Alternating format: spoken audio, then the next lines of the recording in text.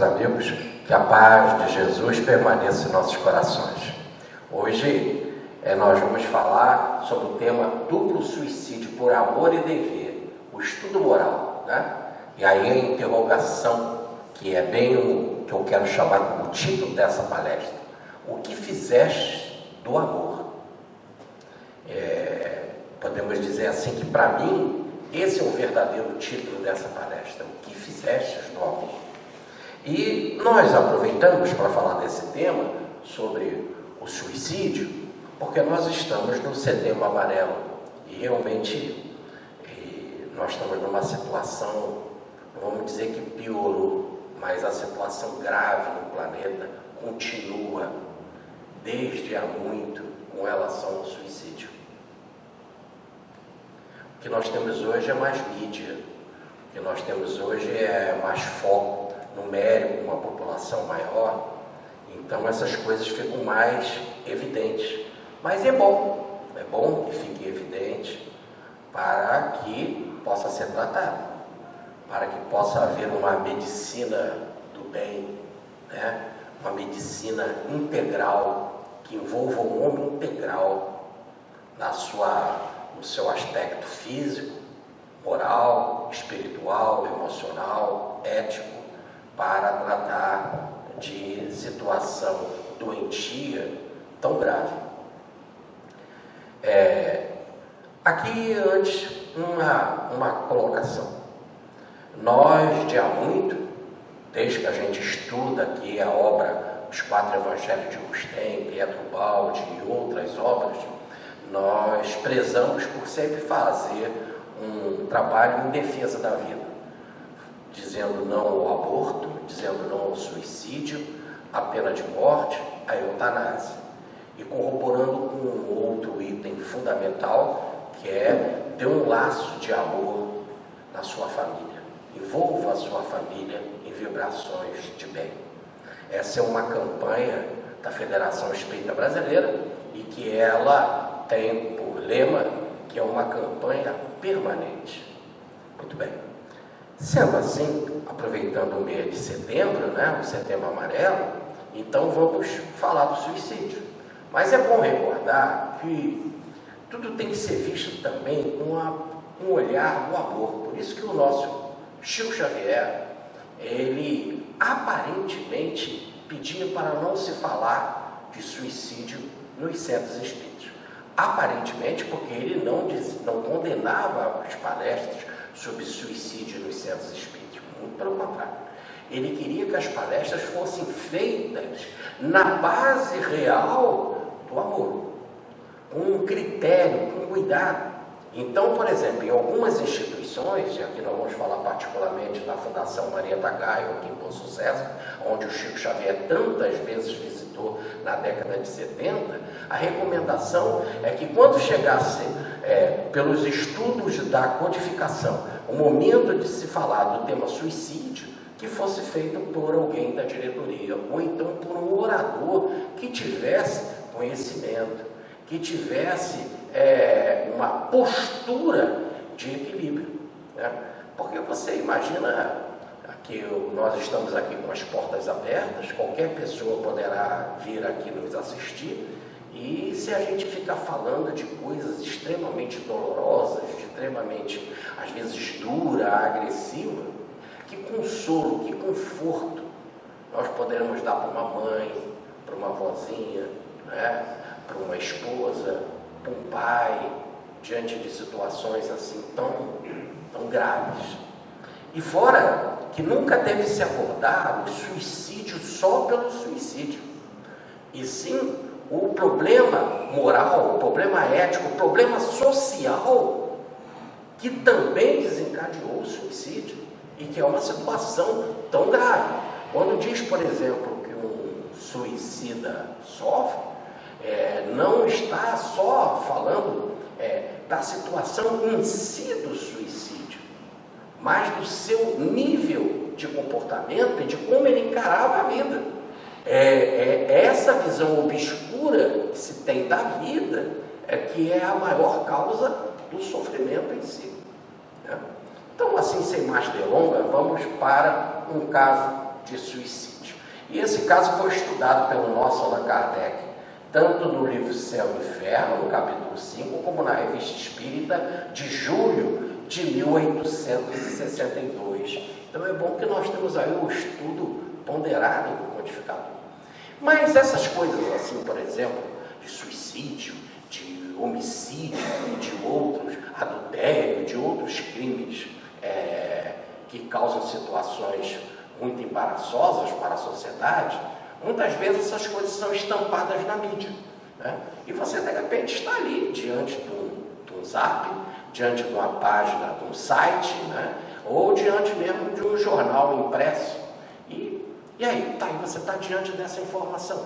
Vamos imaginar aqui no caso do Kardec, de um jornal impresso. Então é bom que também esse tema vai nos ajudar a saber como ler uma notícia. E quando uma notícia chega assim de forma bombástica na nossa visão, né, como proceder? Qual a melhor atitude? O que se pode fazer? Como ler uma notícia e fazer com que ela passe a ser positiva? Ou melhor, como é que a gente pode, em lendo uma notícia, transformar ela em benefício de alguém? Então, eu acho que esse também é um aprendizado muito legal que nós vamos ver aqui na nossa palestra. Então, sem mais delongas, vamos para esse caso de duplo suicídio por amor. É isso que vai acontecer com o codificador. Ele vai ler um jornal. E por causa desse jornal, ele vai fazer um estudo. Então, vamos lá. Está numa Opinião Nacional de 13 de junho de 1862. Terça-feira última, 2 caixões entraram na igreja da Rua Nova.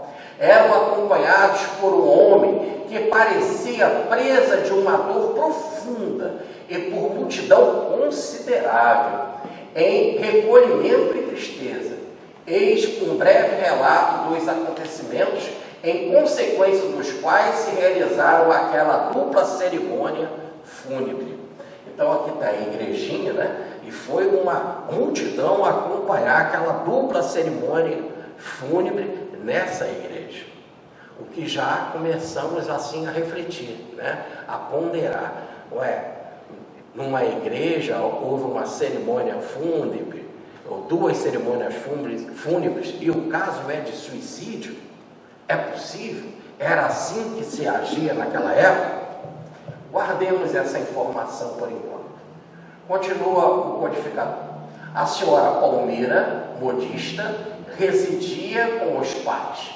Era dotada de um físico encantador, ao qual aliava um caráter amável.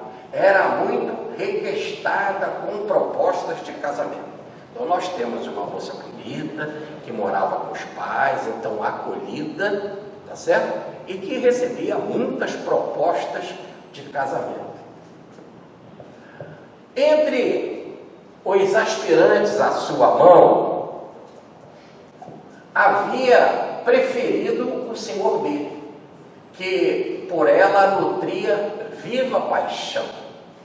Embora o amasse muito, por respeito filial, julgou-se dever ceder à vontade dos pais, de desposar o senhor D, cuja posição social lhes parecia mais vantajosa. O casamento foi celebrado há 4 anos. Então, se nós estamos em 62, o casamento foi celebrado em 58.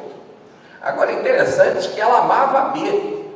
E B tinha paixão por ela. Poxa, seria um relacionamento de felicidade.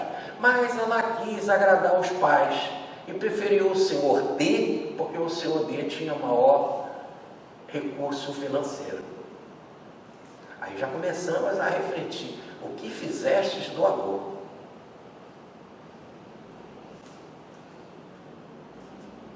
Os senhores B e D eram amigos íntimos e não deixavam de se ver. Quer dizer, os dois eram amigos, estavam sempre se vendo.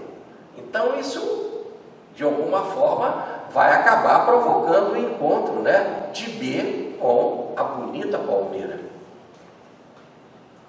o amor recíproco do Sr. B e de Palmira, transformada em senhora D, então ela casou com o Sr. D, não havia diminuído, e como se esforçasse por reprimi-lo, ele aumentava em razão da própria violência que se fazia. Quer dizer, no exato momento em que estava reprimindo o amor, formava como uma força que quer explodir, que quer se manifestar, que não admite ficar presa, que quer se fazer acontecer. E quanto mais ele se encontrava o Sr. B com o Sr. D, juntamente com a Palmira, né, nesses encontros sucessivos, mais fervia essa chama da paixão. E o Dick estava prestes a, podemos dizer assim, estourar. A pressão, como diz o texto, era grande. Era um caldeirão. Para tentar apagá-lo, B tomou o partido de se casar. Desposou uma jovem de excelentes qualidades e fez todo o possível para amá-la. Mas não tardou a perceber que esse meio heróico era impotente para curar essa paixão. Aí agora, de um erro, nós temos dois. Porque ele, para resolver o problema dele, a sua dor, ele vai começar a provocar danos numa quarta pessoa. Uma quarta pessoa. Tá? Para resolver aquilo que incomodava ele. E como ele não está atuando na causa em si, compreendendo a causa, a situação, não vai realmente resolver. Muito pelo contrário, agora ele vai ter duas pressões. A paixão com a senhora Palmira, com a bela Palmira, tá certo? E a pressão dentro do seu próprio lar. Então, para onde é que ele se virasse, ele encontraria a dor. Ou como diz Santo Agostinho, que é que eu olhe para frente, para trás, para o lado, para os lados, ali está a dor. E agora mais próximo, dentro da sua própria casa. Todavia, durante 4 anos, nem B, nem a senhora D, que agora ela era a senhora D, né, faltaram aos seus deveres. Então, por 4 anos, eles conseguiram manter o dever de não prejudicar D, e não prejudicar também a mulher do senhor B. Não causar maior dano ao meio em que viviam e a eles mesmos, porque diante de uma situação dessa estamos diante de um colorido kármico forte, pesado, tá certo? Em que a contenção, o respeito acima de tudo, as regras, é o que deveria imperar. Impossível descrever o que eles sofreram, porquanto D, que estimava verdadeiramente o seu amigo, o senhor B, o atraía sempre para a sua casa, e quando ele queria retirar-se, o senhor B, o senhor D insistia para que ele ficasse. É natural, você quer ficar com o seu amigo. E por que o seu amigo vai embora? Fica mais um pouco. E como ele é seu amigo, o que você faz? Você chama ele cada vez mais para a sua casa, para a sua intimidade. Para aquilo que nós chamamos da zona de perigo. Repare como a aprovação se faz, como a expiação traça o seu roteiro, não é isso? E como se policiar com relação a essas situações. Continuou o jornal La Opinião. Enfim, há alguns dias aproximados por uma circunstância fortuita, os dois amantes não puderam resistir à paixão que os arrastava um para o outro. Será que não puderam mesmo? Aqui fica a interrogação. Será que não puderam mesmo resistir? Talvez o que ficou faltando, se eles tivessem determinado conhecimento, eles não poderiam falar abertamente sobre essa paixão e dizer que determinado conhecimento impedia deles agirem assim? Por exemplo, não vamos nem falar em termos de espiritismo, vamos falar em termos de cristianismo. Quando Jesus disse sobre o adultério, vá e não peques mais. Eu também não te condeno, não houve condenação, mas houve a demonstração de uma infração. Em plena Europa, em plena França, não se tinha conhecimento do cristianismo? Ou o cristianismo não fazia morada nesses dois?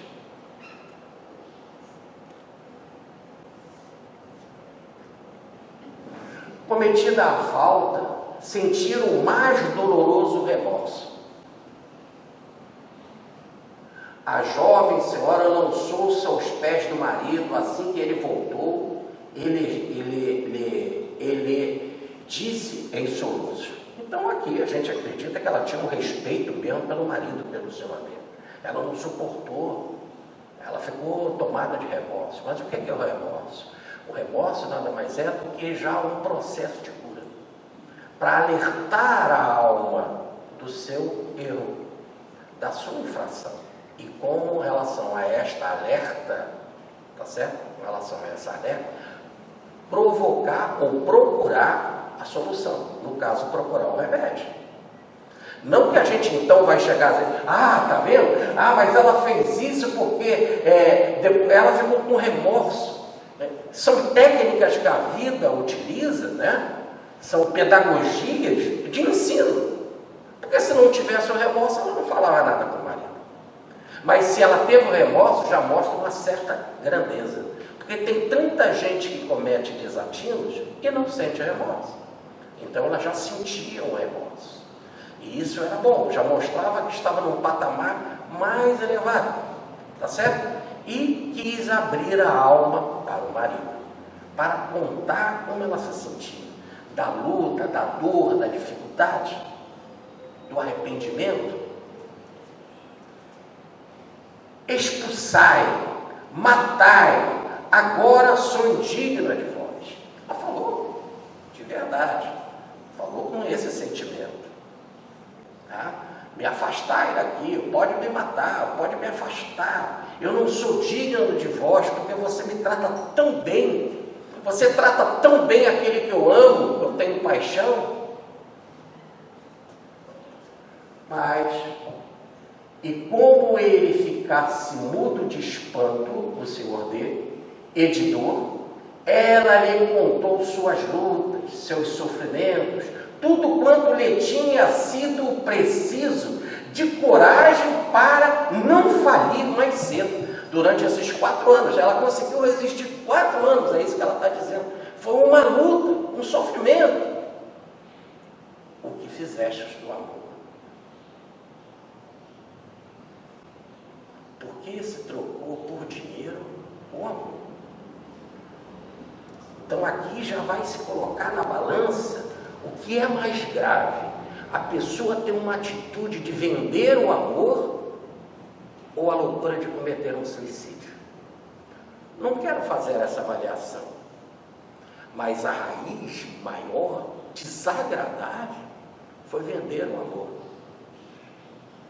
Mostrou uma frivolidade com relação ao amor imensa, que o suicídio é um apêndice. O suicídio é um apêndice.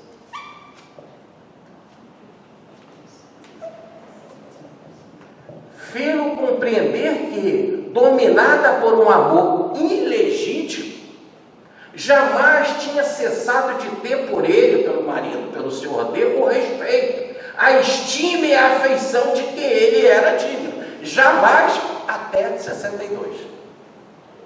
Em 62 parece que essa parte do digno, da afeição, não foi suficientemente forte para ser um dique para frear um impulso do desejo, da paixão desenfreada.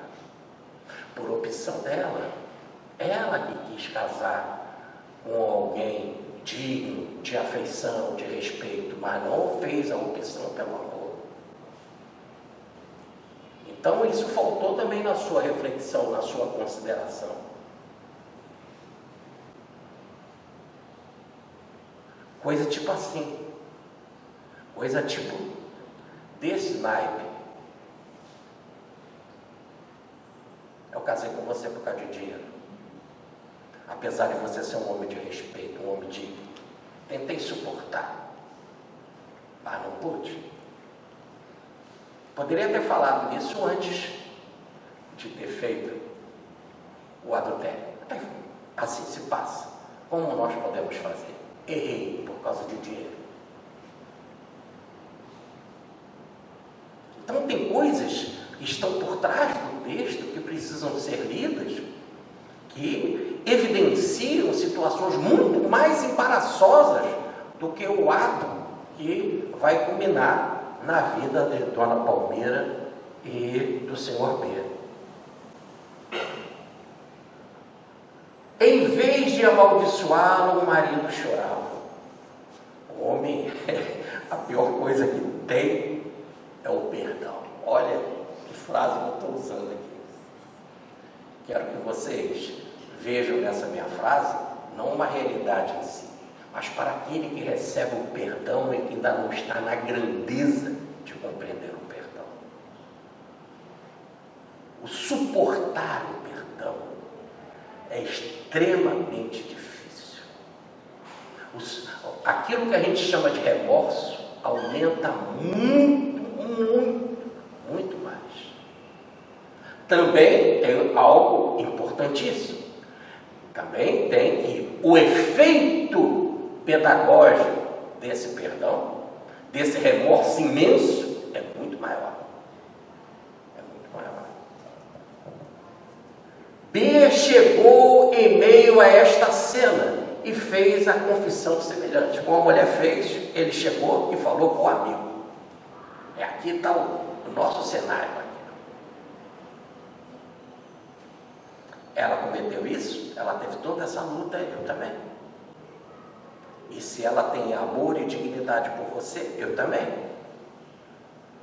Mas ele deveria ter dito. Ela me preteriu, ela preferiu você por causa de dinheiro, mas também não era justo ele falar isso na frente da Palmeira que ele amava.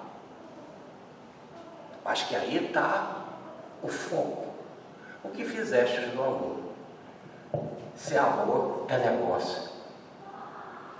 D fez que ambos se levantassem, eles disse, numa dignidade impressionante. Sois dois corações bons e leais. Só a fatalidade vos tornou culpados. A fatalidade do dinheiro, né?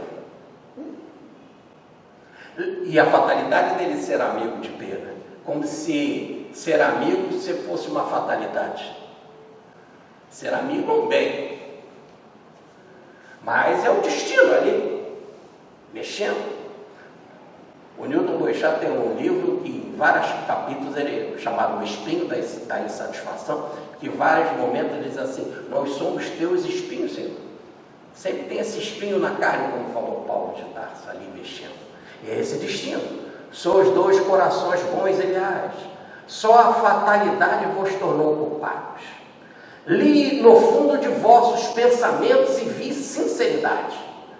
Porque vos puniria por um arrastamento ao qual não resistiram as vossas forças morais. A punição está no pesar que sentis. Quer dizer, esse pesar que vocês sentem, isso é a própria punição. Então, sugiro o seguinte: prometei-me que vos deixareis de ver, e não tereis perdido nem a minha estima, nem a minha afeição. Quer dizer, eu continuo com ela, Eu continuo teu amigo, mas vocês prometem que não vão mais se ver. Não só a nível sexual, mas até mesmo, já que vocês são tão atraídos um pelo outro, eu vou conversar com B quando eu encontrá-lo e quando eu estiver com ele, fora do ambiente do lar, respeitando esse campo magnético que é entre vocês. Então houve o perdão, e apenas essa ideia, né? Continuo casado com ela, e aí você fala assim, mas por que ele não deixou ela, e disse que o outro podia viver com ela? Naquela época não tinham essas leis, nós não tínhamos essas modernidades. E por que não se tinha? Só porque o homem era atrasado? Não, porque essas próprias leis eram amarras que fazessem para se ter uma chamada disciplina em família, para que a ideia de família pudesse ter uma outra visão, para que o homem amadurecesse. Mas amadurecer com relação ao quê? Ao ato sexual, ao amor, ao afeto? Não. A essa troca que se tinha de se casar, por exemplo, por dinheiro. Então a vida fazia com que as pessoas refletissem. O seu casamento é eterno, né? Como se fala ainda em alguns momentos, em alguns cultos religiosos. Se o casamento é eterno, por que você vai trocar por dinheiro aquilo que é o teu patrimônio de felicidade?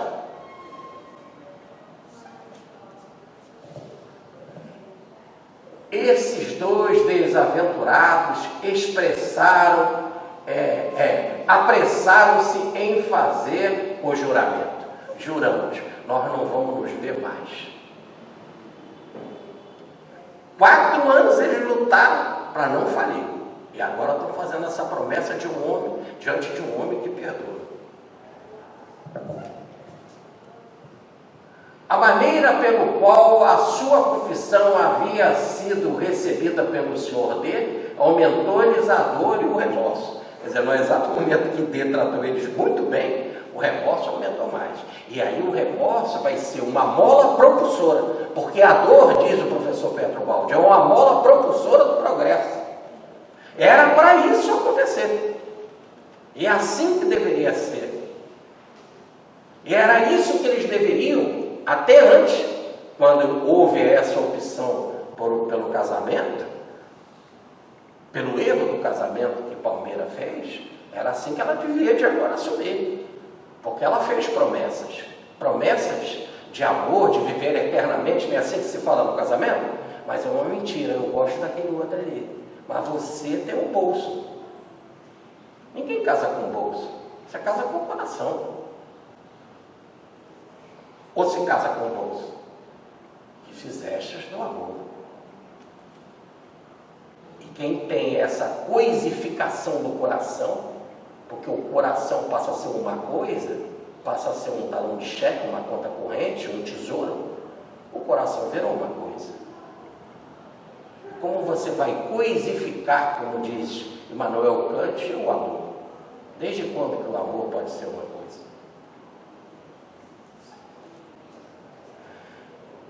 Tendo acaso lhes ensejado o encontro, comunicaram-se reciprocamente o estado de alma e concordaram em que a morte seria o único remédio. Resolveram matar-se no dia seguinte, quando o Senhor D estaria ausente. Por que a morte é o único sentido? Não se tinha um cristianismo? No século XIX, em plena França? Ou são as ideologias científicas? Ou aquele mundo que estava se vivendo no século XIX, né? Da ciência no apogeu, do materialismo, do positivismo? Mas, sem querer ficar falando dessas correntes materialistas, e o lar? Vamos para o lar. Ela foi influenciada a casar com D por quem? Pelos seus pais. Então não era só ela que era interesseira a nível do amor, os pais também. Mas vocês poderiam dizer assim, mas ela poderia escolher o senhor B. Parece na leitura do texto que ela tinha essa opção. Mas os pais disseram para ela escolher alguém que tinha dinheiro. Então vamos para uma outra coisa que ela não teve no lar. Cristianismo.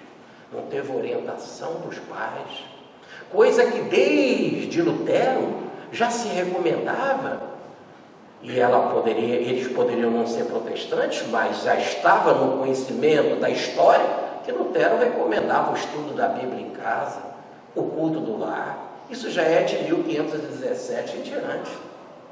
E os pais recomendam para uma filha não a felicidade do coração, mas a felicidade do dinheiro. Reparem, a responsabilidade não é só dela, é dos pais. E quando os pais recebem uma filha, e essa filha é de Deus, o que nós temos que fazer com a nossa filha, com o nosso filho? O nosso filho, a nossa filha, é uma entrega que Deus deu para que os pais levassem para o sentido verdadeiro da vida. Essa é a educação que se passa por uma filha. Então não é só a Palmira. E a gente vai dizer assim, quando ela desencarnar, olha a dificuldade que faz o suicídio. Não leio só pela dificuldade que faz o suicídio, mas pense os pais dela desencarnando. Se desencarnam nessa situação. Não quero dizer que Palmira não tenha ajudado pelo suicídio a eles buscarem novos rumos, novos caminhos. Mas se terminam com essa atitude, o que é mais grave? O que é mais grave para a gente refletir? É isso que Chico queria dizer. Um ato de suicídio. Ou pais que não dão orientações seguras para os seus filhos, dizendo que é melhor o filho buscar o dinheiro do que buscar o amor. O que é mais grave? Porque é muito fácil a gente chegar, está aqui o suicídio, está aqui o suicídio. É uma coisa feia. Mas o que é mais feio? Reflitam nos pais que dizem para a filha que vale mais o dinheiro que o coração. Isso é uma verdadeira monstruosidade. Você não está falando, você poderia dizer assim, não é a filha dos outros, é a tua filha. Nem para ela você tem um sentimento maior. Aí você pode dizer assim, mas eles fazem assim porque eles são inseguros. São inseguros por causa do dinheiro. E se eles são inseguros por causa do dinheiro, por isso que eles temem assim, deram essa orientação errada para a filha. Por que eles são inseguros por causa do dinheiro? Então nós temos que também botar nesse pacote a situação social, a situação governamental, a responsabilidade do emprego, a responsabilidade dos políticos em criar uma sociedade mais justa. Por que esse desequilíbrio de que B não tinha e D tem? E por que isso é alimentado? Cadê os filósofos para refletirem sobre isso? É mais grave, cadê os filósofos religiosos?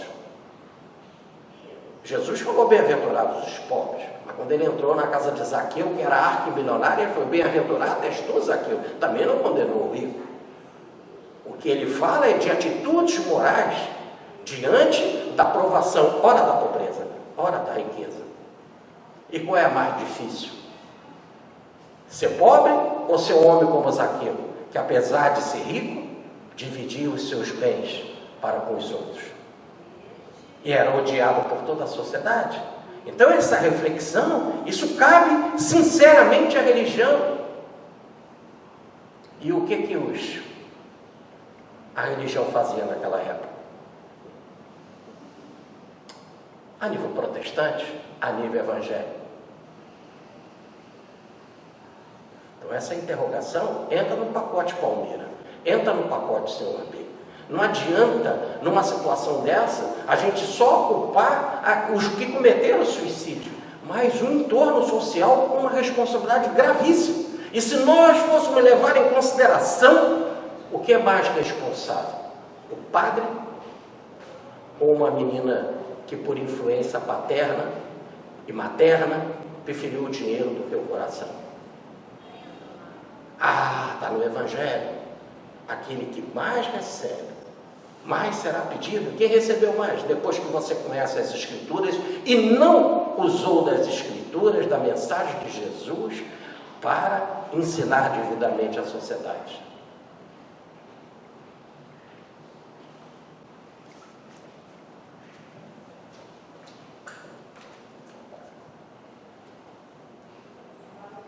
Depois de feitos os últimos preparativos, escreveram uma longa carta na qual, em resumo, diziam: nosso amor é mais forte que as promessas. Não é amor. Trazendo dor para o outro, amor não leva dor para o outro. Amor só pode levar alegria. O nosso amor é mais forte que as promessas. Poderíamos, mau grado nosso, fraquejar e sucumbir. Ainda não aprenderam a lição diante do perdão do Senhor dele? Não conservaremos uma existência culposa. Quer dizer, se a gente vier a falir, a nossa existência vai ser culposa. Mas pode ter, podemos dizer, uma vida eterna ou espiritual culposa. Para nossa expiação, faremos ver que a falta que cometemos não deve ser atribuída à nossa vontade, mas ao desvario de uma paixão cuja violência está acima de nossas forças. Não conhece cristianismo. Frase de Jesus, que deveria ser dita do púlpito e abençoada com a presença dos sacerdotes nas suas comunidades, dos pastores nas suas comunidades. Deus não dá fardo pesado além das forças de ninguém. Se é assim, se é essa a mensagem, por que eles não sabiam dessa mensagem? Por que os seus pais não ensinaram esta mensagem? Porque estavam tomados pelo positivismo, pela ciência materialista? Então temos que colocar o positivismo e as ciências materialistas também no pacote kármico do casal Palmira e B.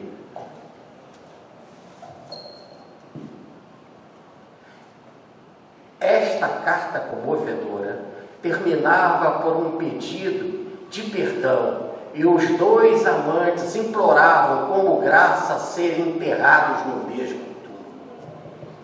Queriam ser enterrados no mesmo túmulo. E o Senhor D, com a generosidade dele, assim ele vai proceder. Quando o Senhor D entrou em casa, deparou-se com um estranho e doloroso espetáculo. No meio do espesso vapor que emanava de um forno portátil cheio de carvão, os dois amantes, deitados e bem vestidos no leito, estavam estreitamente abraçados e tinham cessado de viver. Agora, o tipo de suicídio através da inalação de vapores planejados, as roupas planejadas, o abraço planejado, a carta planejada. Diante de todo esse tempo, só não tiveram tempo para o Senhor dele. Só não tiveram tempo também para a esposa do Senhor dele. Então nós não podemos só falar do suicídio, nós temos que falar porque almas são egoístas. E para falar em almas egoístas, nós temos que trazer o tema da queda espiritual. O egoísmo é sim uma força imensa provocadora da queda espiritual. Do primeiro eu, depois eu, mais uma vez eu e sempre eu. Em que é a doutrina do próprio ego. Então, aí é um nível espiritual que é fraco, que é atrasado, e é essa situação de nível espiritual atrasado, egoísta, que vai ser as maiores dificuldades do plano espiritual, maior do que o próprio ato em si do suicídio. Ser egoísta é mais grave do que cometer suicídio. Cometer suicídio é extremamente grave. Cometer homicídio é extremamente grave. Cometer adultério é extremamente grave. Ser egoísta é a causa disso tudo. Ser egoísta é a causa de tudo. É só olhar para si mesmo, para o umbigo. Ter você como referência. E os outros não foram lembrados no ato de desatino que o casal cometeu. Aqui tem uma historinha bem conhecida, uma charge bem conhecida, mas que vale a pena a gente refletir, né? Todo mundo tem a sua cruz para carregar. Carrega cada dia a sua cruz e me siga, disse Jesus. Então a pessoa começa a achar que a cruz dela é maior do que a dos outros, que a cruz é muito pesada, aí ela resolve cortar um pouquinho a cruz. Ela vai cortando a cruz porque está achando que a cruz é muito pesada, o fardo é muito pesado, a paixão que é violenta demais, não deu para eu carregar, porque senão eu faria. Aí o sujeito vai cortando a cruz e vai indo. E aí ele continua achando que está pesado e corta mais um pouco, né? Aí quando chega na hora de vencer na vida, aí não dá para vencer. Quer dizer, na hora de qual o resultado do meu planejamento, que foi feito no plano espiritual, que cada um ganha a sua cruz na sua medida, porque Deus não dá fardo pesado além das forças de ninguém. Todos os fios de cabelo das vossas cabeças estão contados, o universo é um número, não cai uma folha da árvore sem que o pai não saiba. Na hora de vencer a provação, o resultado final, impossível atravessar. Perdi a minha encarnação. Não carreguei a cruz que me cabia. Aquilo que foi planejado antes de reencarnar. E eu não estou nem falando necessariamente ainda de espiritismo. Eu estou falando da linguagem simples do Evangelho. O fardo. E se tiver pesado, e é pesado mesmo, vinde a mim, todos que se encontram aflitos e sobrecarregados, que eu vos aliviarei. Tomai sobre vós o meu jugo, aprendei de mim, sou manso e humilde de coração, e encontrarei repouso para as vossas almas. Faltou procurar Jesus? Mas se não tinha Jesus, há uma série, também, podemos dizer assim, de vetores que influenciaram esse projeto, esse processo. E aí é o remorso. Não consegui vencer o meu planejamento. O Senhor D respeitou a última vontade dos dois, quis que juntos participassem das preces da igreja e que no cemitério não fossem separados. Então o Senhor D foi de uma dignidade incrível. Quanto mais digno, mais remorso gera nos dois, né? Agora repare que ele levou eles pela igreja, houve a cerimônia, e naquela época,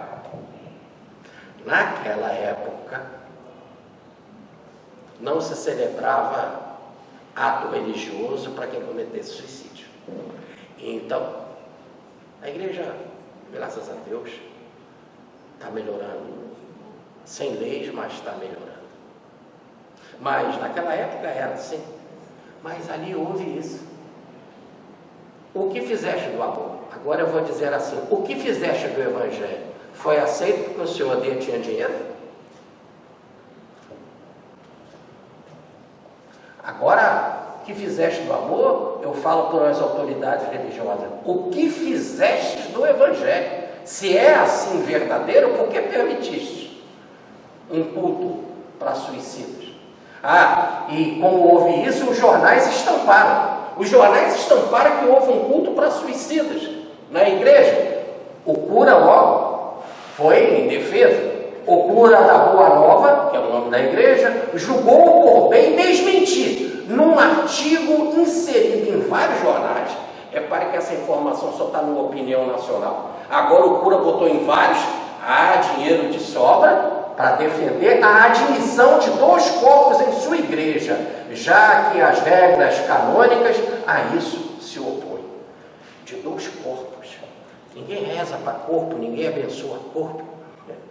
Se reza para almas, para espíritos, para seres vivos, mesmo que suicidas. São reduzidos mais do que esse interesse religioso, é reduzido à palavra corpos.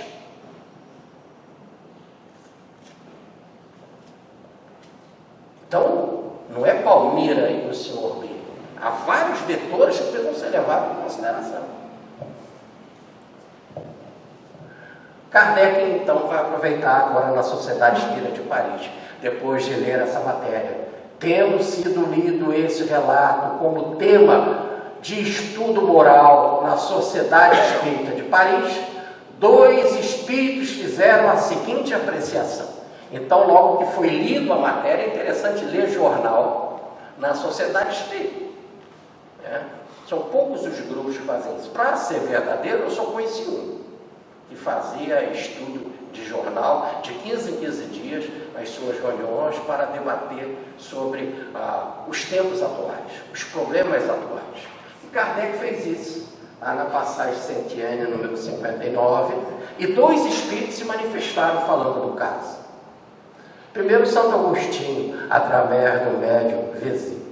Eis aí a obra de vossa sociedade e dos vossos costumes. É problema financeiro, né? Não do amor e do casamento rígido.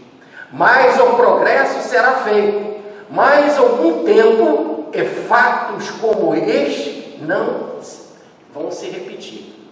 Quer dizer, a desculpa pode até acontecer um fato de suicídio, sim, mas não porque a pessoa ficou engessada num casamento, né? Alguns indivíduos são como certas plantas colocadas numa estufa. Faltava-lhe ar, sufoco, e não podem espargir o seu perfume. Então estavam sufocados. É verdade. Mas agora, pelo tipo de morte que fizeram com vapor, concordo que estão mais sufocados.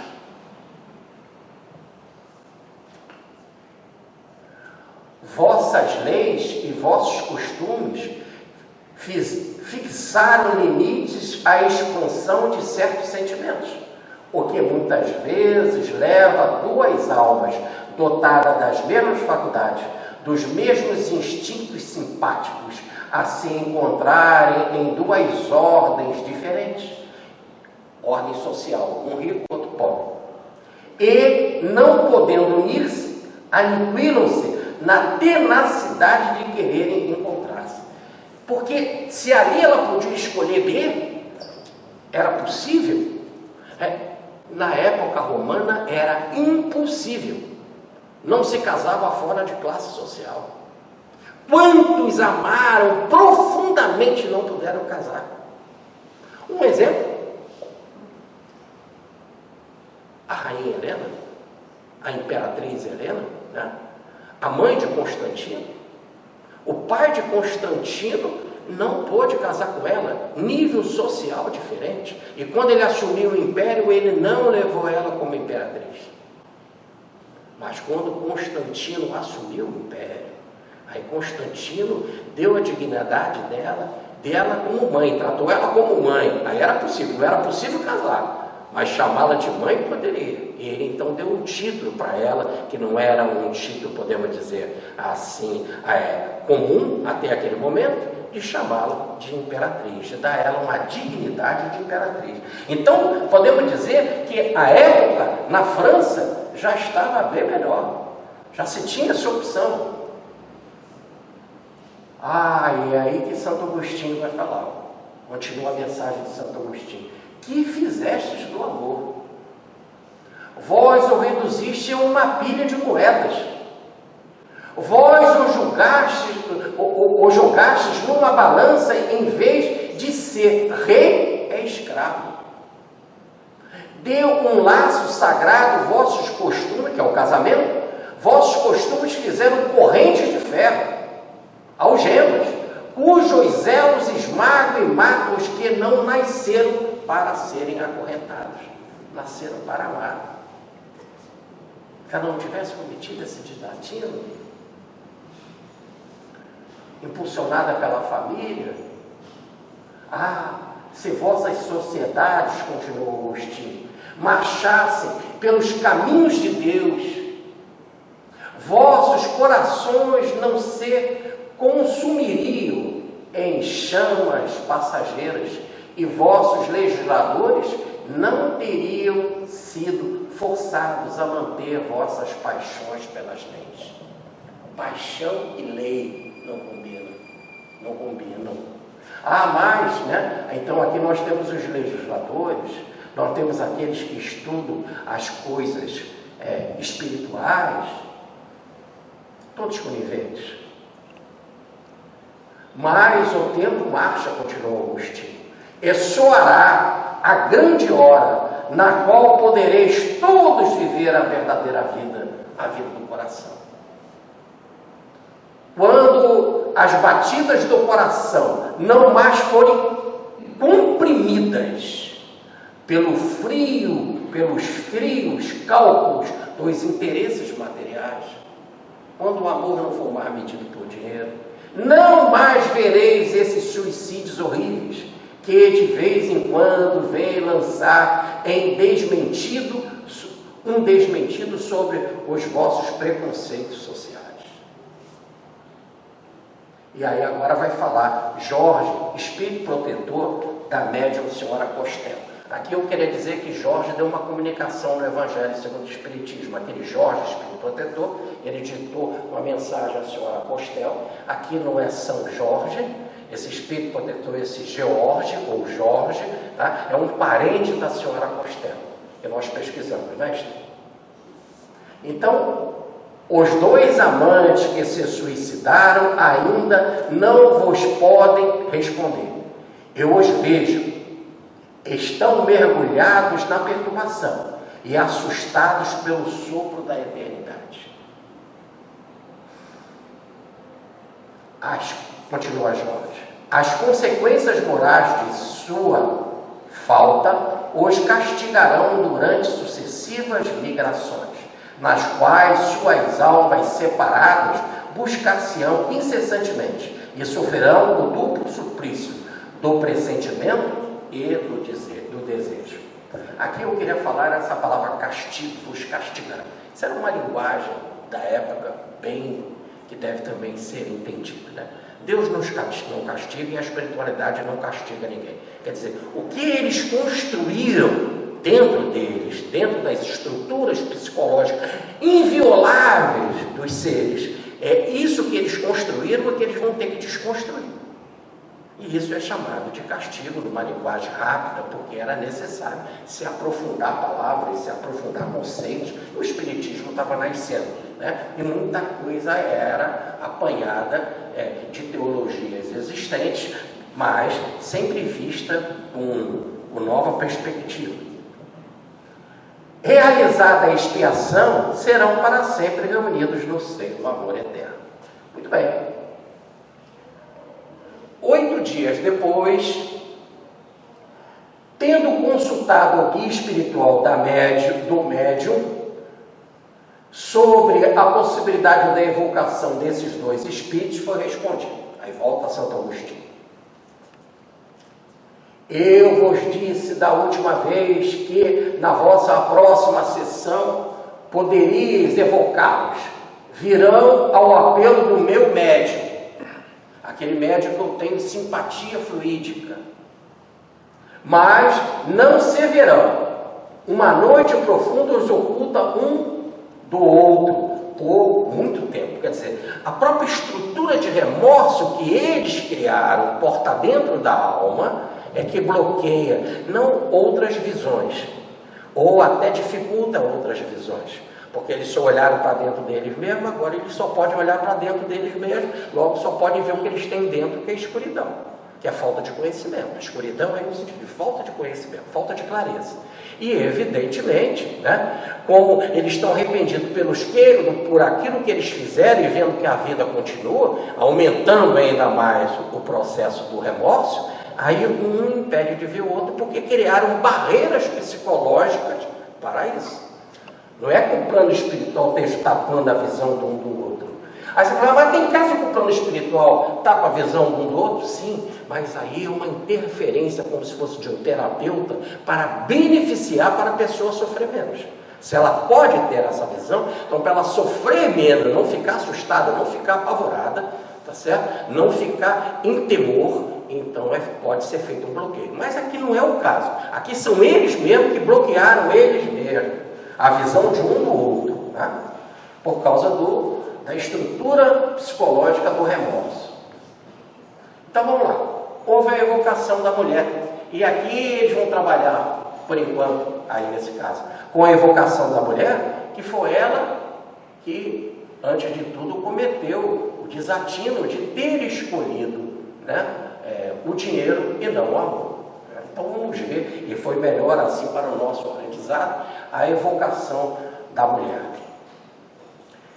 Resposta, sim, a evocação da mulher, ela diz sim, ela concorda. Comunicar-me-ei, mas com o auxílio do Espírito aqui presente, que me ajuda e me impõe. Quer dizer, aí nós temos a presença de Santo Agostinho, repare que ela vem pelo médium de Santo Agostinho, estamos sob a orientação maior de Santo Agostinho, pode ser até um outro espírito da falange de Santo Agostinho trabalhando, pode até ser George também, mas a orientação maior, no caso, é de Santo Agostinho. Ele não só auxilia ela a dar a comunicação, mas ele impõe, ele determina o que é melhor falar e o que tem que ser bloqueado. Falar. Nós vimos isso demais. Chico Xavier escreveu 100 e tantos livros sobre a comunicação de Jorge no além, né? E nós vemos demais o Dr. Bezerra cuidando desse processo, auxiliando espíritos que não conseguem escrever, muitas vezes até segurando a mão dele e ajudando ele a escrever. Muitos dizem assim: estou escrevendo com a mão da minha vozinha, estou escrevendo com a mão do Dr. Bezerra de Menezes, né? E também dizendo: isso você pode falar, isso você não pode falar.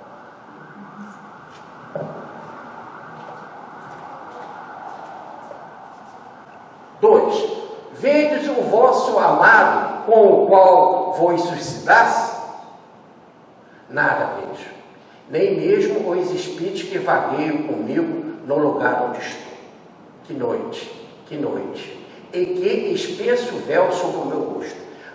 Volto mais a lembrar, uma vez lembrar. Isso não é só o suicídio. Muitos outros casos de desencarnação, que não é chamado de suicídio, a pessoa fica assim. E esse não vejo nem os outros, e a mim mesmo eu só vejo escuridão, é o próprio nível dela, é o bloqueio que ela se encontra. E como ela não tem referências espirituais, ela não tem referências morais, ela não tem referências de conhecimento filosófico, ela então olhando para si vai ver o quê? Nada. Vai ver escuridão. É só isso. Que sensação experimentastes depois de despertar da morte? Resposta: estranha. Tinha frio e queimava. O gelo corria-me nas veias e o fogo estava em meu rosto. Coisa estranha. Mistura inaudita. Gelo e fogo parecendo comprimi-lo. Pensei que ia sucumbir segunda vez. Nós temos que ver que o espírito, para falar, ela tem que falar com a linguagem que ela possui. Ou então vai haver uma interferência de Santo Agostinho mudando as palavras da cabeça dela. Aí nós não vamos entender o espírito.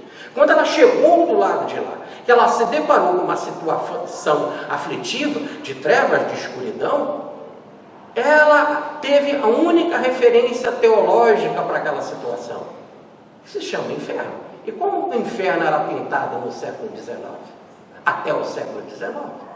Então ela está reproduzindo palavras que de coisas que ela antes não refletia, mas que agora não tem como não refletir. Então, por isso que ela está falando em gelo, em frio. E por que gelo? Perdão, gelo e calor. Por que isso? Porque isso é expressão do século XIV, de Dante Alighieri. Dante Alighieri, na sua famosa poesia Divina Comédia, diz que no mais baixo do inferno, o frio vai descendo, vai ficando congelado, e é tão frio que queima. Bota a mão no gelo seco e tenta segurar ele. É frio ou calor? E por que queima? Então, o congelamento infernal, na visão de Dante, e esse é o congelamento da matéria, a matéria congelada, o espírito congelado, né, gerava esse tormento. E o que fazia aquele gelo? era que Lúcifer caiu no mais baixo do inferno, e conforme que ele batia as asas, formava um frio tremendo, e tudo ficava congelado. Mas era tão congelado que queimava. Então ela está reproduzindo estruturas psicológicas do que se falava.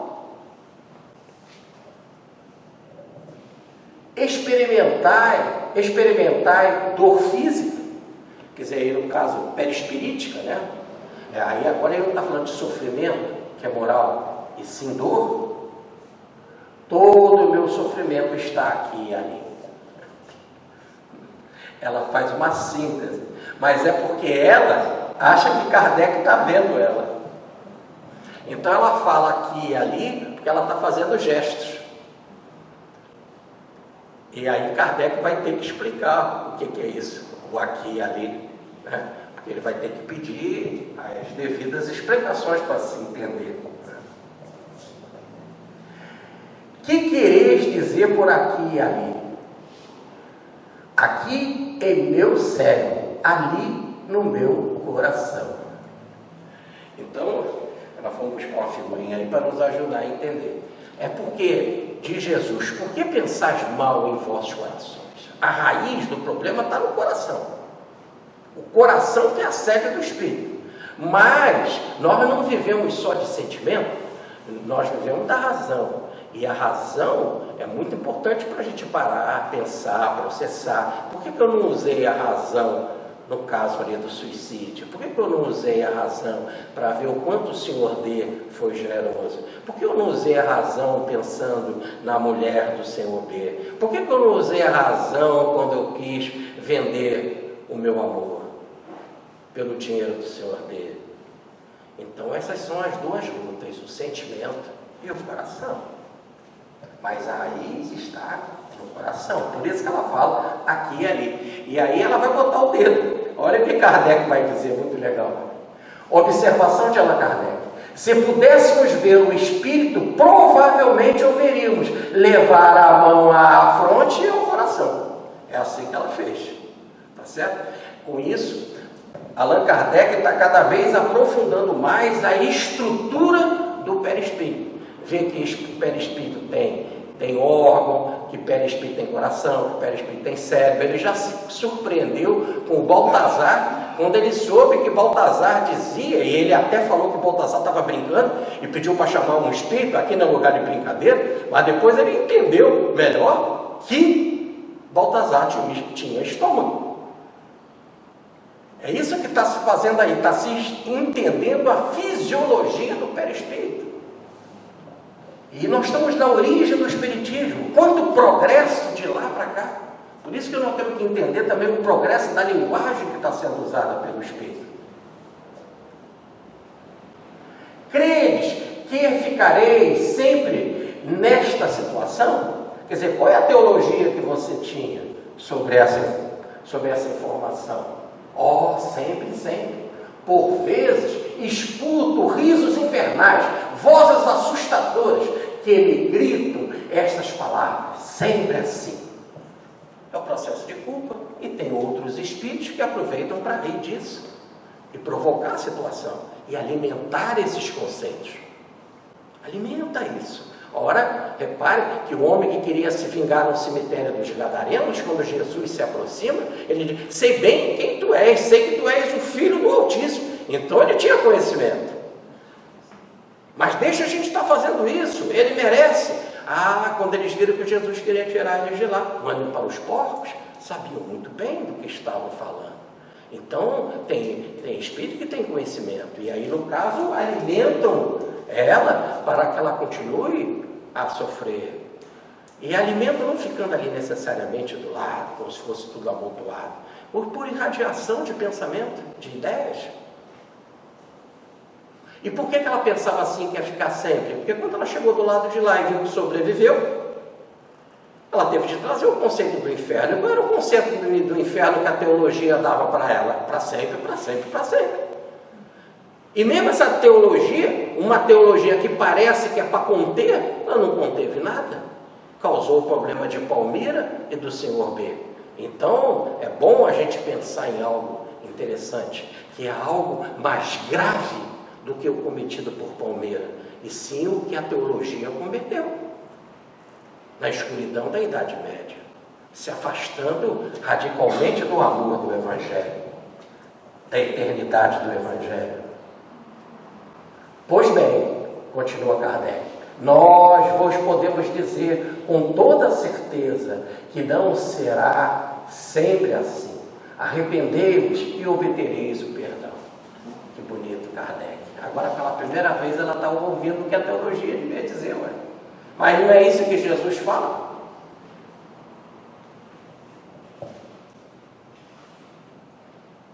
Que disseste? Não compreendo, não compreendo. São palavras novas, tão novas que eu não compreendo. Mas não é assim. Chega para um fanático lá na igreja, para uma que está gritando na rua, justiça, justiça, mataram meu filho. Chega para ela e fala, não, mas é um problema kármico. Perdoa aquele que matou seu filho. Vai, fala na rua com a pessoa que está na porta da delegacia, falando assim do seu filho. Ainda bota a camisa com o retrato do filho. Ela não entende. O que ele está falando? Você é louco, que perdoa nada. Ele tem que ficar na cadeia, pena eterna. E ainda falam, se não falam, até pena de morte. E nós estamos em pleno cristianismo, em pleno Brasil. Um massacre cristão para tudo que é lado. É muito difícil alguém aqui no Brasil dizer que nunca ouviu essas coisas de Jesus. Mas não se faz efeito por causa de quê? Uma própria mensagem sem força, sem fé, sem esclarecimento devido no que a igreja é responsável. As igrejas são responsáveis. E muito também do espiritismo também é responsável. Porque quando surgem cientistas no espiritismo, como o doutor Hernani Guimarães Andrade, como outros, né, não são incentivados pelos espíritos, não são, inclusive são ridicularizados. Como sofreu o doutor Hernani Guimarães Andrade, do Instituto Brasileiro de Psicobiologia do Estado de São Paulo. Muito pouco apoio. Quantos ataques? Ataques de espíritos, de espíritas, chamados de renome, com títulos, em São Paulo, escrevendo artigos contra a pesquisa do Dr. Hernani. E aí também é o espiritismo, que não pode falar em linguagem científica, em demonstrar a solvência da alma. Quando ele escreveu o livro Espírito, Perispírito e Alma, logo atacar, está errado, isso não é de Kardec. E não foi um dia, nem 2 dias, foram muitos artigos. Ele ficou sozinho, várias vezes tinha de escrever livro em inglês, porque lá fora ele era mais aceito do que aqui. E não existe maior contribuição no mundo do que a pesquisa feita pelo Dr. Hernani Guimarães Andrade, comparando a ciência com a linguagem espírita. Porque pesquisador científico tem muitos que merecem o nosso respeito lá fora. Mas comparando com Kardec e André Luiz em detalhe, não existe no mundo. E pesquisa séria. As principais obras sobre a paranormalidade no mundo. Então o espiritismo também, como movimento, é muito responsável por não popularizar conceitos importantíssimos que o Dr. Hernani quis nos apresentar. Repito que os vossos sofrimentos terão um termo, que podeis apressar pelo vosso arrependimento, e nós vos ajudaremos pela prece. Então Kardec diz que aquele sofrimento pode ser diminuído, não é? Tem um fim, pode ser diminuído, que ele vai ajudar, nós vamos ajudar pela prece. Só entendi uma palavra, e sons vagos. Essa palavra é graça. Foi da graça que quiseste falar? O adultério e o suicídio são 2 crimes muito odiosos. Ela compreendeu. Falastes da graça? Sem dúvida, a alma que passa ao meu lado, pobre criança que chora e espera. É que na hora que Kardec estava falando de conceitos que ela poderia diminuir a pena dela e do seu amante, do seu amor, e que não só poderia diminuir, que essa pena não era eterna, que ela poderia abreviar, e que a prece que ele faria ajudaria. Por enquanto que ele está falando assim, já tinha uma pessoa orando, e a pessoa orando dedicava a ela a graça de Deus. Então por isso que ela está percebendo por essas interferências, a pessoa ali, naquele ambiente, na Sociedade Espírita de Paris que estava assistindo, ela já estava captando, já quem estava fazendo a prece. É como se a prece fosse um derramamento de águas benfazejas, abençoadas, que independente, e é maravilhoso o conceito filosófico que Kardec estava ditando para ela, e que ela ainda achava confuso, mas os benefícios da vibração da prece que uma pessoa ali estava fazendo, ela já estava captando. Então estava dando interferência entre a palavra de Kardec, filosófica, explicativa de Kardec, e a mensagem da prece que a outra ali fazia. Observe. Observação de Kardec. Uma dama da sociedade, que ali presente, disse que acabara de dirigir uma prece a Deus por essa infeliz, e que, sem dúvida, foi o que a tocou, que, de fato, havia implorado para ela mentalmente a graça de Deus. Olha, então, como é importante a nossa presença numa reunião espírita e prestar atenção no que o orador está falando, que o palestrante está falando, que o estudioso está falando, né, para que você possa somar e não ficar ali apenas para aprender ou com curiosidade, mas como você pode somar, trazendo boa vibração, né, trazendo amor, logo unindo ciência, que Kardec estava fazendo, unindo ciência com misericórdia.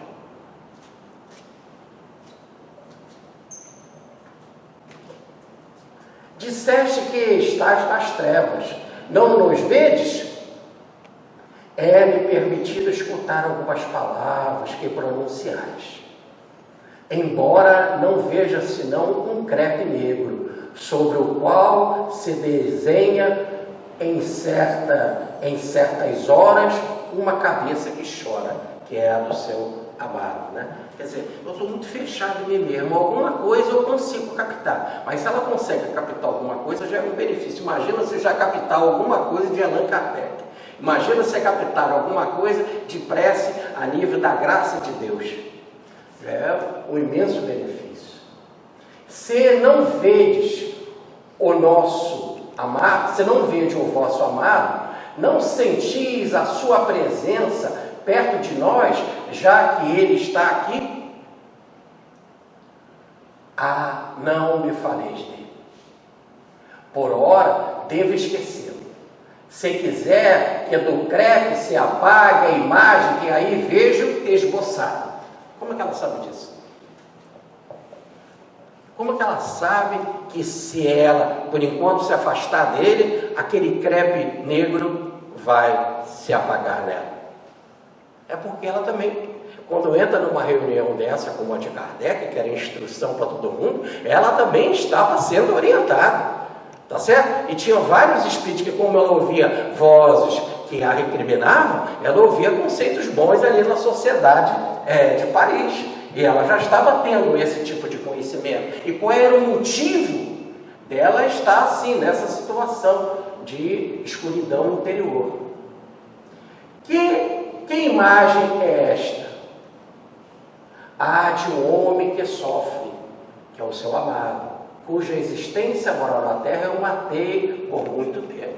Então ela está assumindo agora uma culpa também com relação ao B, porque ela podia ter escolhido ele por amor. E ela está se colocando também como culpada em arrastá-lo, em parte, né? Ela preferiu o Senhor B, deixando ele mais sofrido no seu amor. Mas ele também só recebeu essa carga porque tinha capacidade suficientemente grande e forte para suportar. Aliás, na hora que ele tentou uma solução para a sua vida, ele tentou uma solução de um amor que não era verdadeiro. Por que isso? Pode-se fazer isso com uma outra pessoa? Eu me casar com outra pessoa para tentar resolver o meu problema e não por amor a ela? Que dano que eu cometo naquela alma? Então também não era só egoísmo em Palmeira, mas era egoísmo também no seu B. E egoísmo é a causa da queda. Observação de Kardec. Como demonstra a observação dos fatos, frequentemente a escuridão acompanha o castigo dos espíritos criminosos errados. Criminosos não só pelo suicídio, gente. Volto a lembrar, porque senão fica essa coisa, o suicídio. Não, mas antes por causa do egoísmo, pela falta de religião, pela falta de amor dos pais, pela falta de compreensão devida do Evangelho no lar.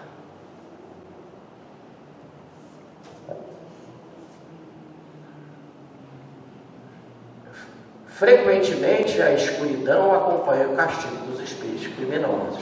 Segue-se imediatamente à morte e sua duração, muito variável conforme as circunstâncias. Pode ir de alguns meses a alguns séculos.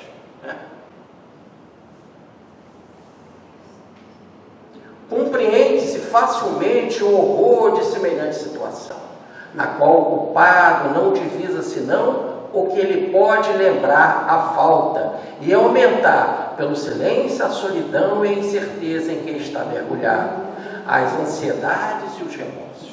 Isso é uma técnica também utilizada, porque podiam botar o espírito para dormir. Por que não botam ele para dormir? Apagam ele pela hipnose.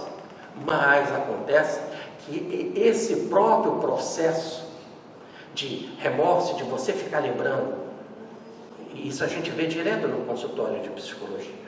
Vamos lá. A pessoa vai alimentando essas ideias, e o remorso, eu errei, eu não está certo, até que numa hora ela não aguenta mais, aí ela vomita. E literalmente, muitas vezes, literalmente vomita. Mas aí vem aquilo que a gente chama em psicologia de catarse. Ela coloca para fora. E aí começa a limpeza de si mesmo. Mas antes, eu tenho que sentir... Aí você fala, mas por que ela tem que ficar botando essas coisas ruins para dentro? Não, mas por quê? Porque ela tem que começar a sentir nojo daquilo. É o nojo que a gente sente daquilo é que faz com que depois você jogando para fora, você não queira mais colocar para dentro. Por isso que tem tantas pessoas que ficam assim, que você não está... Carne, eu não como, não quero ficar perto de sexo, eu não olho para homem. Fica naquela coisa toda que não é só bloqueio, mas é uma defesa louca de atitudes do passado que a pessoa não quer mais cometer, porque sabe que teve enjoo, que deu náusea. Esse é o arrependimento, então é uma técnica de cura. Porque senão, você poderia dizer assim, mas por que não podemos botar no processo de como e a pessoa apagava? Tanto que tem um caso de um espírito no livro Entre a Terra, Ação e Reação, o Stênio, do André Luiz, em que ele vem num corpo muito mirrado, ele nasce numa família pobre, e ele só fica ali, num estado à semelhança de uma doença mental grave, ele só fica recordando o seu passado. Então aquilo fica como se fosse um disco arranhado. Num disco arranhado ele só fica ouvindo sobre aquilo. Por que os espíritos não bloqueiam isso nele? É um caso então ali técnico explicando. Se vocês estudarem lá no livro Ação e Reação, vocês vão ver, ele fica naquele bloqueio fechado em si mesmo, ele fica alimentando aquilo. Numa hora ele não vai querer mais, ele vai cuspir, coloca para fora. Aí ele vai ter nojo daquilo. Aí ele vai ter náusea e ele vai bloquear de vez, por hora, às vezes, sem compreender decentemente, mas sabendo que aquilo não é bom, que aquilo causa nojo para ele. Aí depois que ele terá a oportunidade de uma terapia, de uma filosofia, de uma ideia de solução científica e tal, para entender melhor o quadro de sua vida. Então compreende-se facilmente o horror de semelhante situação, na qual o culpado não divisa senão o que lhe pode lembrar a falta e aumentar pelo silêncio a solidão e a incerteza em que está mergulhado, as ansiedades, os remorsos, quer dizer, vão aumentando. Aumentar. Olha lá.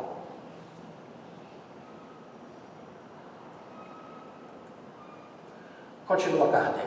Lendo-se essas narrativas, ficamos, em princípio, predispostos a encontrar circunstâncias atenuantes para o suicídio. e encará-lo até como um ato heróico, visto ter sido provocado pelo sentimento de dever. Ah, como eu não quero ficar com ele, eu não quero provocar adultério com relação a você, senhor D. Por causa disso nós cometemos suicídio. Será suicídio por dever, trazendo tanta dor para outras pessoas? Explica Kardec. No entanto, vemos que foi julgado diversamente pela espiritualidade, e que a pena dos culpados será longa e terrível, porque se refugiaram voluntariamente na morte a fim de fugir à luta. Ah, então para que eles estavam aqui? Estavam aqui para lutar contra essa adversidade. Ou viviam por amor, como recomendava Santo Agostinho, ou viviam por amor e ela tinha essa opção. Mas se entrasse pela escolha do dinheiro, deveriam sofrer a luta desse arrastamento da paixão. Se não fosse então esse arrastamento pelo dinheiro, não teriam a dificuldade do arrastamento ao adultério, ao dano social, ao dano ao dever. A intenção de não faltar ao dever era nobre, sem dúvida, e lei será levada em conta mais tarde. Então podemos dizer assim, são os atenuantes do suicídio. Tá certo? São os atenuantes. Depois, quando terminar a nossa palestra, nós vamos contar alguns casos de atenuantes de suicídio. Mas o verdadeiro mérito seria consistido em vencer o arrastamento, ao passo que eles fizeram como o desertor, que se esquiva no momento do perigo. E aí escolheram, podemos dizer assim, na cabeça deles, o caminho mais fácil. Um vaporzinho e a gente não sofre mais. E não é assim. Muito pelo contrário. Como se vê, a pena dos dois culpados consistirá em se buscarem por muito tempo, sem se encontrarem, seja no mundo dos espíritos, seja em outras encarnações terrestres. Está momentaneamente agravada pela ideia de que o seu estado atual deve durar para sempre, agravada na cabeça dela. E isso é culpa da teologia. Mas Kardec já explicou e ela não conseguiu perceber em toda a sua grandeza. O quê? Que a pena pode ser diminuída e não é eterna. E a solicitação das preces irá ajudá-la, ou ajudá-los. Fazendo parte do castigo um tal pensamento, não lhe foi permitido ouvir as palavras de esperança que lhe dirigimos. Não foi permitido, não que a espiritualidade bloqueou, mas ela mesma que tinha bloqueado essas palavras. Não fazia efeito, ela nem sabia o que era. O que é isso? Não tem inferno? Mas isso é a cara do que me falaram, aonde que eu estou.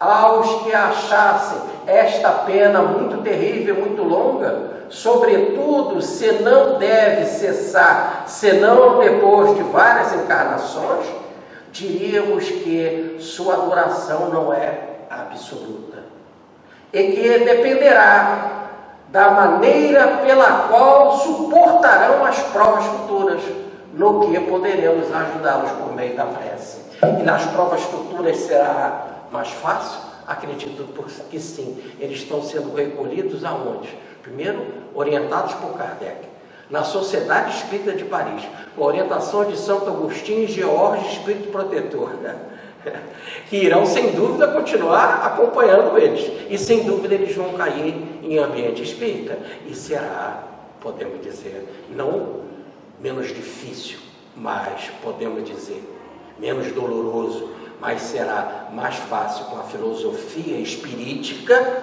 compreender as suas dificuldades. Como todos os espíritos culpados serão os árbitros de seus próprios destinos. Então não é nenhum espírito que está castigando. Olha, então agora aqui eles conseguiram botar uma palavra, no caso Kardec conseguiu botar uma palavra verdadeira. Não é castigo, não é que nenhum espírito esteja tapando a visão. É, o próprio ser é árbitro de si mesmo. Isso não é melhor que a danação eterna, uma esperança a que são irremediavelmente condenados, segundo a doutrina da Igreja, que os considera de tal modo jurados ao inferno, que lhes recusou as últimas preces, sem dúvida, por não terem utilidade. Porque para que prece, se ele vai mesmo para o inferno? Certos católicos censuram o espiritismo por este não admitir o inferno. Realmente, ele não admite a existência de um inferno localizado, com as suas chamas, os seus tridentes e as torturas corporais tomadas dos tártaros dos pagãos. Mas a posição em que nos mostra os espíritos infelizes não é muito melhor, né? Quer dizer, Kardec não nega que também tem dor e dificuldade para quem é atrasado, para quem comete suicídio chegando do lado de lá. Há, porém, uma diferença radical entre o sistema católico e o sistema espírita. A natureza das penas nada tem de irracional. É a sua duração, em vez de ser irremissível, está subordinada ao arrependimento, à expiação e à reparação. Guarde então as três palavras técnicas: arrependimento, expiação e reparação. O que é, ao mesmo tempo, mais lógico e mais conforme a doutrina da justiça e da bondade de Deus. Feito isso, passando pelo arrependimento, expurgando tudo aquilo que precisa expurgar pela expiação, que é o processo de limpeza, como nos falam as perguntas 167 e 168 de O Livro dos Espíritos, através das muitas reencarnações, que é a pergunta 169, né, se chega à reparação. E a reparação nada mais é do que um reequilíbrio total dentro da harmonia cósmica. E aí, no caso em questão, teria sido o espiritismo um remédio eficaz para evitar o suicídio? E se eles conhecessem 58 o espiritismo? O Livro dos Espíritos saiu em 57. Saiu nos jornais a sua divulgação. Leram? E se não leram, por quê? Ainda não deu tempo de chegar a eles? Muito bem, a Kardec faz essa reflexão. E se conhecessem o espiritismo? Evitaria o suicídio? Sem dúvida, fala Kardec. O espiritismo teria dado a esses dois seres uma confiança no futuro, que haveria mudado completamente sua maneira de encarar a vida terrestre. E, por conseguinte, lhes teria dado a força moral de que lhes faltou. Então, três expressões técnicas. O que o Espiritismo proporciona?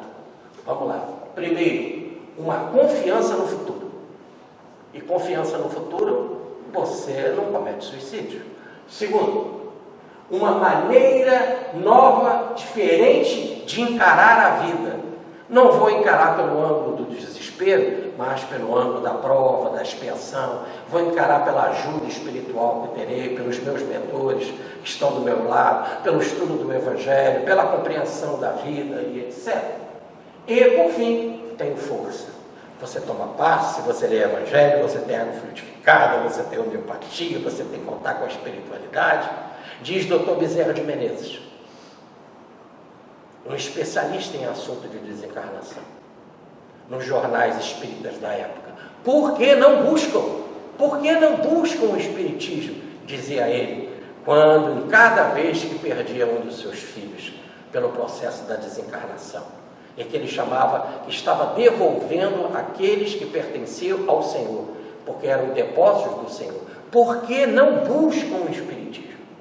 Então essa é a ideia que Allan Kardec está dizendo, né? Está falando da mesma forma. O Espiritismo, sem dúvida, evitaria o suicídio. Supondo que tivesse tido fé no futuro, o que ignoramos, e que com seu objetivo, ao seu atalho, fosse de se reunir mais depressa, teriam sabido, por inúmeros exemplos análogos, que chegariam a resultados diametralmente opostos, e se achariam separados por muito mais tempo do que se estivesse na terra, pois Deus não permitiria recompensa à infração de suas leis, porque a sua lei é não matarás. E não matarás não é o próximo, não matarás inclusive a si mesmo.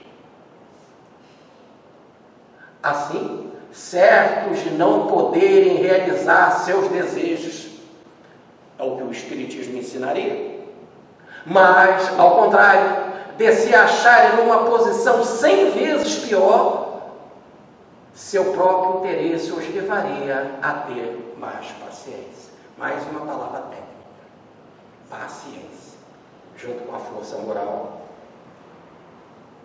Nós os recomendamos às preces. Quando ele faz isso, ele está entregando também a eles a Santo Agostinho, a Geórgio, Espírito Protetor, a toda a comunidade dos espíritos lá da Sociedade Espírita de Paris, né? A São Luís e a muitos e muitos outros. Nós os recomendamos às preces de todos os espíritos, a fim de lhes dar a força e a resignação que haverão de sustentá-lo em suas novas provas e ainda apressar o termo do seu castigo ou da sua profissão. E como eles teriam muitas reencarnações dessa situação, e como nós só temos 150 anos, né, podemos dizer que eles ainda estão precisando das nossas preces. E nós não podemos só estar fazendo palestras, nós temos que estar fazendo preces por eles. É o que nós vamos fazer aqui na hora da prece, com o nosso externo. Então, fazendo assim, terminando o seu sofrimento, sendo sustentados, transformados, vão criar um mundo de harmonia, de paz, de felicidade. Porque não é sempre assim, né? Por que não é sempre assim um mundo de alegria, de harmonia, de paz? Aí vem a frase maravilhosa de Santo Agostinho. Não é assim? Tudo se passa pela reflexão da frase: o que fizestes do amor? Dessa harmonia abençoada da vida. O que fizestes do amor? Muita paz, fique com Deus.